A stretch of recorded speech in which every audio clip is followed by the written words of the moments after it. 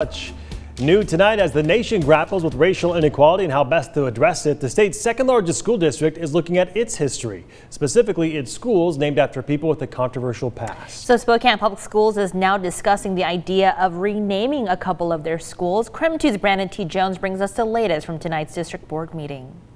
At first glance, Sheridan Elementary just seems like a regular school. There's no glaring problems that stand out until you take a closer look at who it was named after.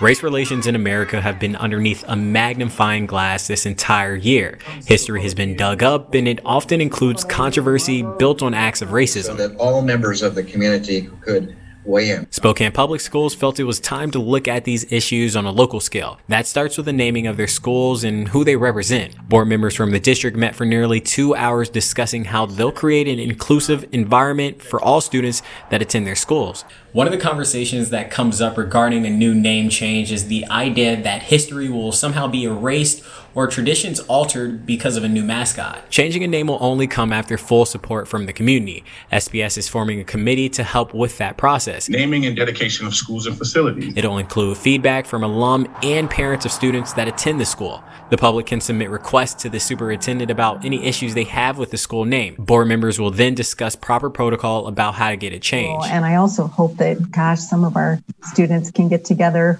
in a year to really discuss these things in person. There's no specific timetable for changing names like Sheridan, who was named after a general that oppressed Native Americans. But the idea is to make sure all schools shine Spokane in a positive light. For example, mascots will represent pride and integrity for all members of the community. Before steps begin to rebrand, the cost of changing school property like gym floors will be factored in. From Spokane, Brandon T. Jones, KRIM 2 News.